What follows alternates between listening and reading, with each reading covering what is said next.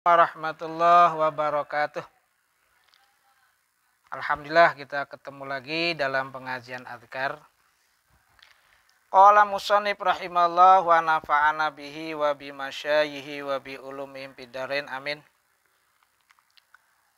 Al-Fatihah.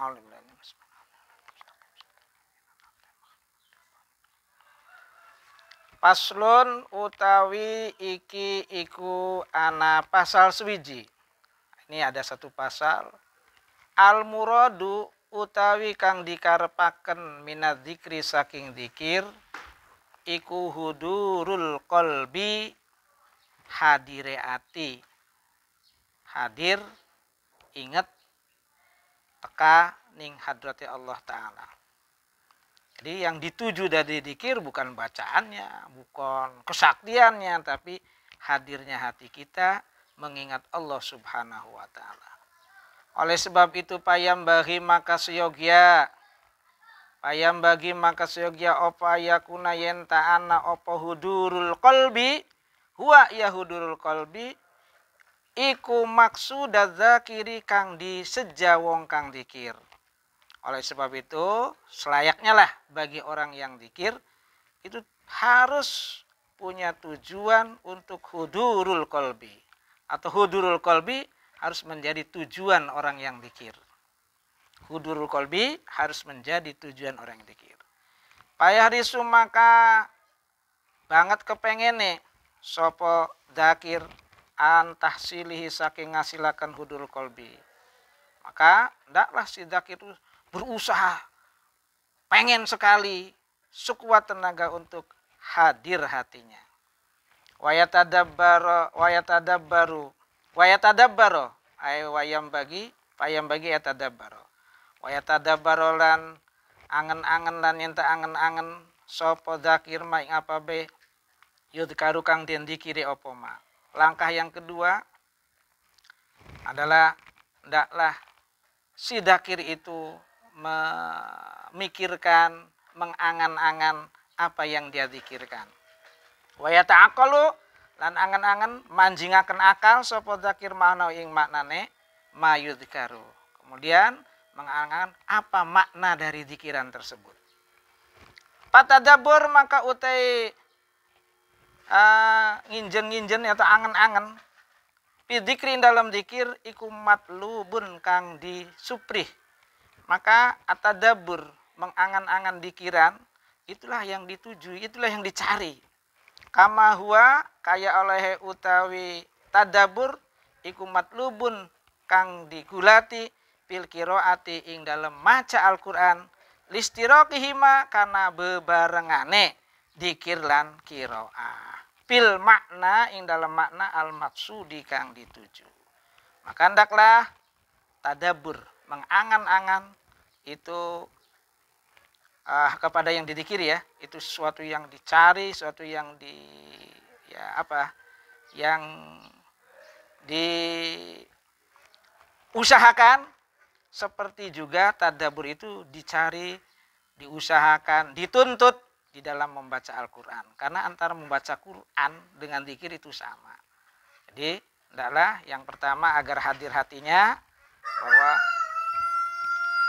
hendaklah bersungguh-sungguh untuk menghasilkan hudurul qalbi. Kemudian mentadaburi apa yang dizikiri, mengangan-angan makna zikir tersebut. Sama seperti kita membaca Al-Qur'an. Walihada lan karena iki al-murad min dzikri hudurul qalbi kana ana sopal madhabu as-sahih. Apa al-madhabu sahih madhab kang sahih? Al-mukhtaru kang dipilih iku istihbaba maddad dzakir nyunahakene dawaakene wong kang dzikir qaula la ilaha illallah ing ucapan la ilaha illallah lima karena apa bepi kang tetep apa ma ing dalem madzud dzakir minat tadabburi nyatane saking angan-angan.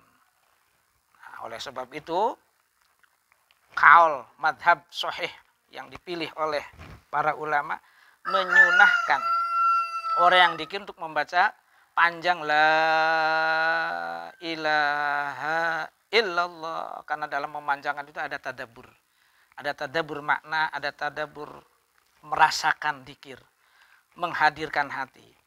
Wa aqwalus salaf utai pira-pira pendapat ulama salaf wa aimatul khalaf dan pira-pira wa aimatul khalaf lan pira imam ulama khalaf, ulama sawis, ulama salaf 500 tahun ke sini. Pihada ing dalem iki maddud dakir iku masyuratun kang masyhur.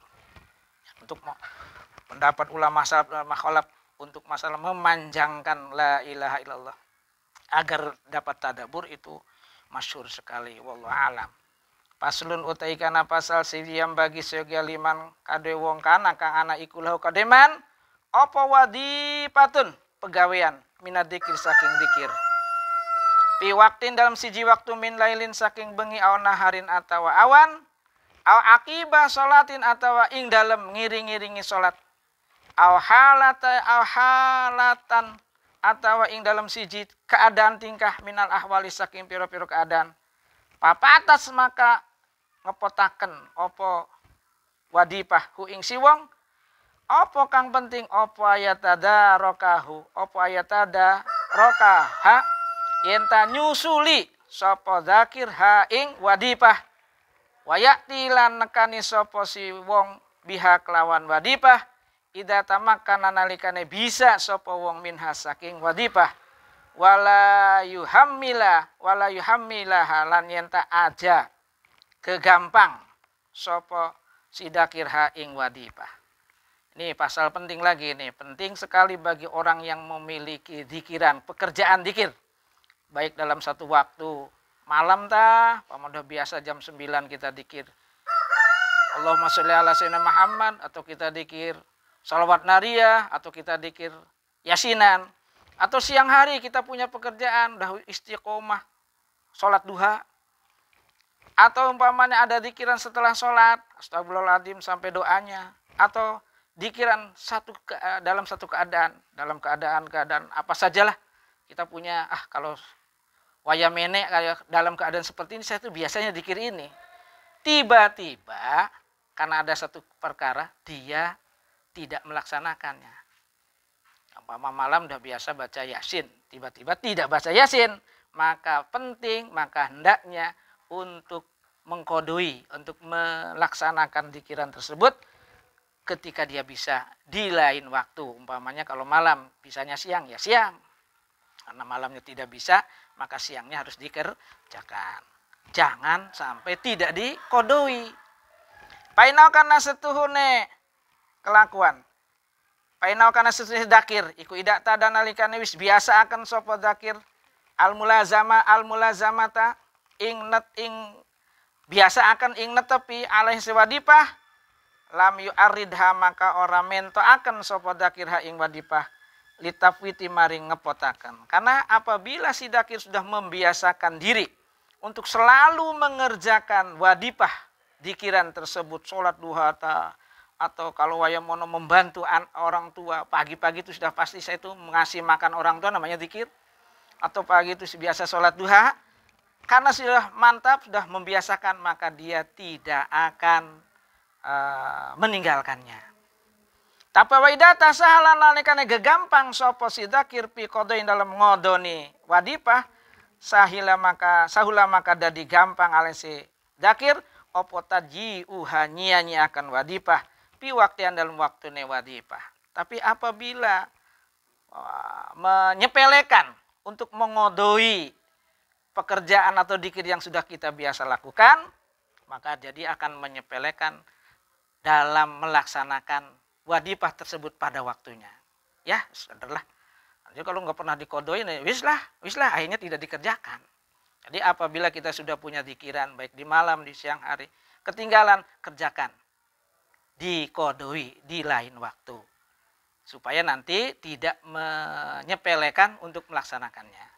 Ini ada dalilnya waqad sabatan tetapi sahih Muslim dalam kitab Sahih Muslim an Umar bin Khattab saking Umar bin Khattab radhiyallahu an radhiya muga ngridin sapa Allah Gusti anu saking atau aduh nika saking Umar bin Khattab. Kala dia berkata, kala dawuh sapa Rasulullah sallallahu alaihi wasallam man usawiku nama lamun turu sapa man an hizbihi aduh ninggal saking hijibe dikirane si wong Au ansyain atas saking si wiji-wiji minhu saking hijib. Hijib itu dikiran istiqomah. Maka pakoroa maka maca sopong hu ing hijib. Ma ing waktu baina sholatil fajri kang tetep dalam salat subuh. Wa sholati duhur dan salat duhur. Kutiba maka ditulis lahu kanggo siman. Opo kaan nama kora kaya oleh maca sopo siman hu ing hijib. Minal laili saking bengi. Barang siapa tidur. Tentunya di malam hari. Sampai meninggalkan dikiran atau hijib yang biasa dia pakai. Hijib yang dia biasa lakukan. Paman sudah biasakan tahajud. Atau baca yasin. Itu namanya hijib. Atau dia meninggalkan sesuatu. Dari pekerjaan-pekerjaan hijib di malam hari tadi. Kemudian dia baca di antara sholat subuh dan sholat duhur. Jadi di antara subuh berarti kan siang. Tadi malam ketinggalan dibaca siang. Maka ditulis bagi dia sama seperti membaca hijib tersebut di malam hari. Jadi intinya pada hari ini yang pertama hendaklah zikir itu adalah hudurul qalbi. Dengan cara kita berusaha menghasilkan hudurul qalbi, mengangan-angan dan memikirkan makna dari zikiran tersebut. Kemudian diantaranya memanjangkan zikiran supaya mampu mengangan-angan. Nomor 2, barangkali ada wadipah, ada hizib, ada zikiran, ada baca Quran, atau ada biasa membantu orang tua pada jam semono kemudian tidak terlaksanakan karena ada sesuatu hal, maka harus dikodoi di waktu yang lain. Sama nanti pahalanya. Kalau tidak dikodoi maka akan terbiasa untuk ditinggalkan. Itu saja, mudah-mudahan ada manfaatnya. Subhanakallahumma bihamdika asyhadu an la ilaha illa anta astaghfiruka wa atubu. Subhana rabbika rabbil izzati amma yasifun. Salamun alal mursalin walhamdulillahirabbil alamin. Wallahu a'lam bishawab. Assalamualaikum warahmatullahi wabarakatuh.